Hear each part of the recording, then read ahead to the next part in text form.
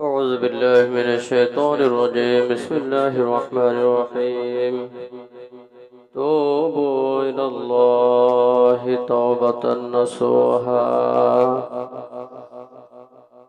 যে আমরা যদি তওবা করি তওবা নসুহা পড়ি তাহলে অবশ্যই আল্লাহ রাব্বুল আলামিন মাফ করে দিবেন। যে ওমর ফারুক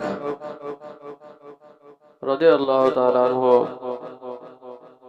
যে এক সময় মদিনার পথ ধরে হাঁটতেছিলেন, দেখে পথের ভিতরে একটি যুবক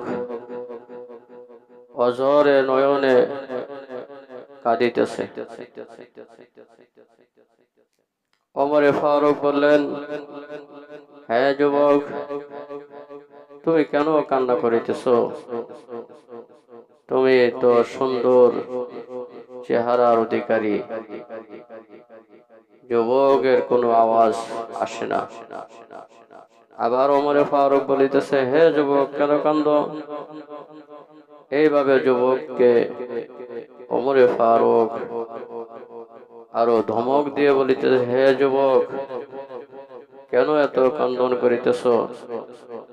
তোমার কি টাকা পয়সার অভাব?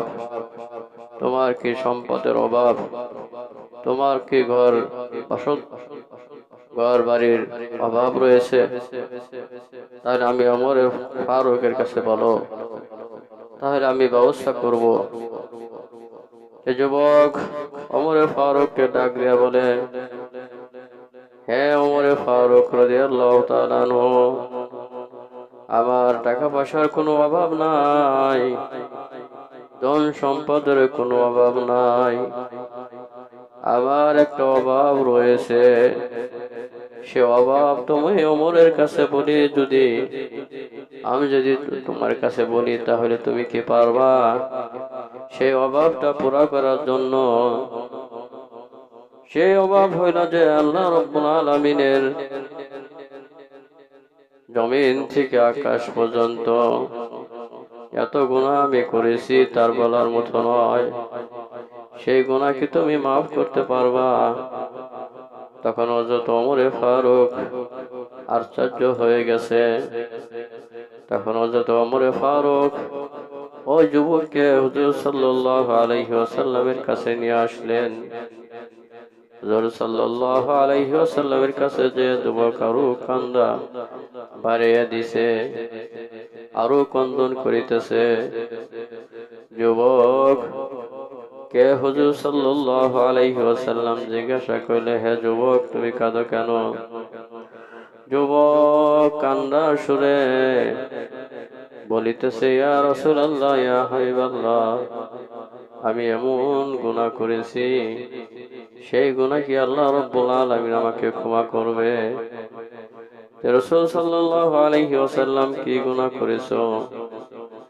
যে যুবক বলিতেছে, ইয়া রাসূলুল্লাহ, ইয়া হাবিবাল্লাহ, মানুষ যখন ইন্তেকাল হয়ে চলে যায়, ওই মানুষের শরীর থেকে আমি কাফনের কাপড় চুরি করতাম। কাফনের কাপড় চুরি করে আমার সংসার আমি চালাইতাম। তখন ওই যুবককে রাসূল সাল্লাল্লাহু আলাইহি ওয়াসাল্লাম বললেন, হে যুবক, যাদের কাছ থেকে কাফনের কাপড় চুরি করেছো, তাদের আত্মীয় স্বজনের কাছে যদি তুমি ক্ষমা চাও, আর ওই কাফনের টাকাটা যদি ওই আত্মীয় স্বজনদের দিয়ে দাও, তাহলে আল্লাহ রাব্বুল আলামিন ক্ষমা করে দিবে। ওই যুবক আরো বেহুশের সাথে কান্দন করিতেছে। তখন রাসূল কারীম সাল্লাল্লাহু আলাইহি ওয়াসাল্লাম যুবককে বলল, হে যুবক, আবার কেন কান্দন করিতেছ?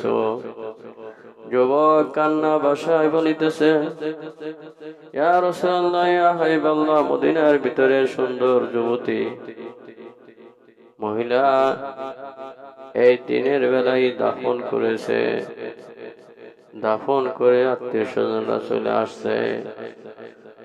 আমি রাতের বেলায় ওই যুবতী মহিলার কবরকে খুঁড়ে কবর খুঁড়ে আমি যখন সমস্ত কাপড় যখন খুলে ফেলছি নিয়ে আসবো, এই সময় আমার ভিতর থেকে শয়তানি ওয়াসওয়াসা দিছে, হে যুবক, দেখো না কত সুন্দর একটি মহিলা, সুন্দর একটি যুবতী।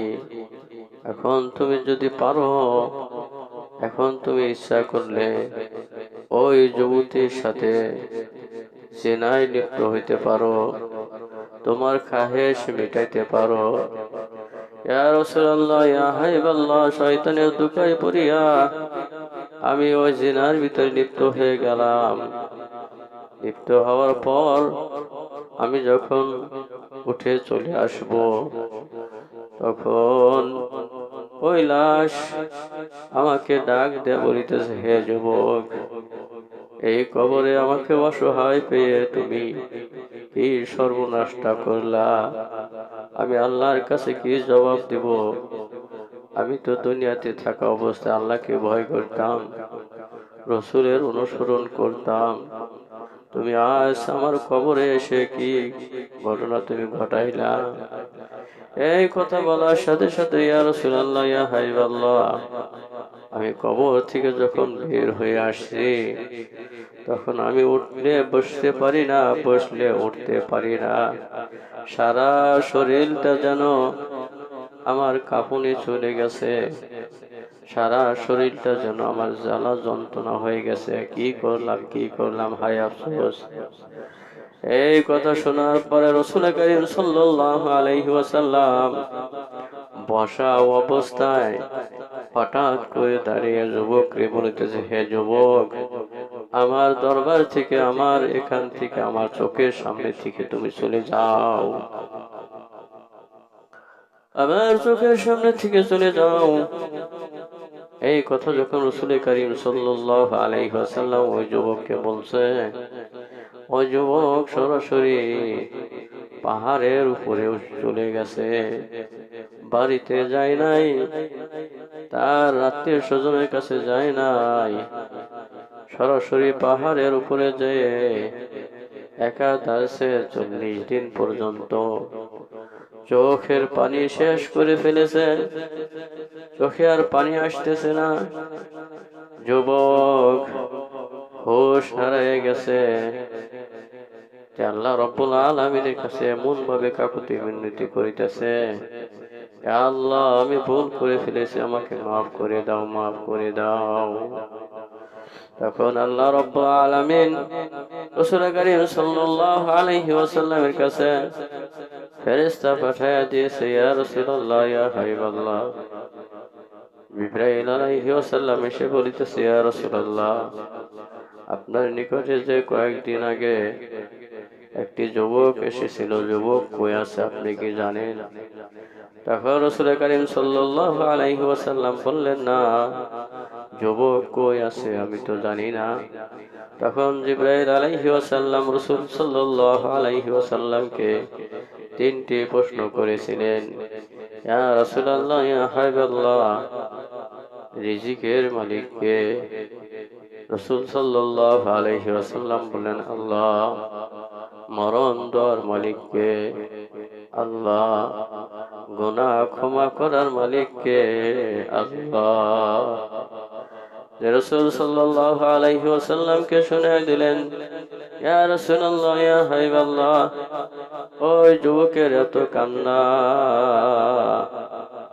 ওই কান্না ওই তওবা করার কারণে ওই যুবককে আল্লাহ রাব্বুল আলামিন মাফ করে দিয়েছে। যে আমরা কত গুনাহ করি, জেনে না জেনে, বুঝে না বুঝে কত গুনাহ করি। গুনাহ করার পর আমাদের মন কি একটু কাঁদে না? আমার মন কি একটু ধাক্কা দেয় না? আমরা কি একটু তওবা করতে পারি না? আমরা কি এক ফোঁটা চোখের পানি আল্লাহ রাব্বুল আলামিনের কাছে ফেলাইতে পারি না? আমরাও যদি ফেলাইতে পারি, আমাদেরকে আল্লাহ রাব্বুল আলামিন মাফ করে দিবেন। কোরআনের কথা অনুযায়ী, তুবু ইলাল্লাহি তাওবাতান নাসুহা, আমরা তওবায়ে নাসুহা করব, তওবাকারীকে আল্লাহ রাব্বুল আলামিন ভালোবাসেন।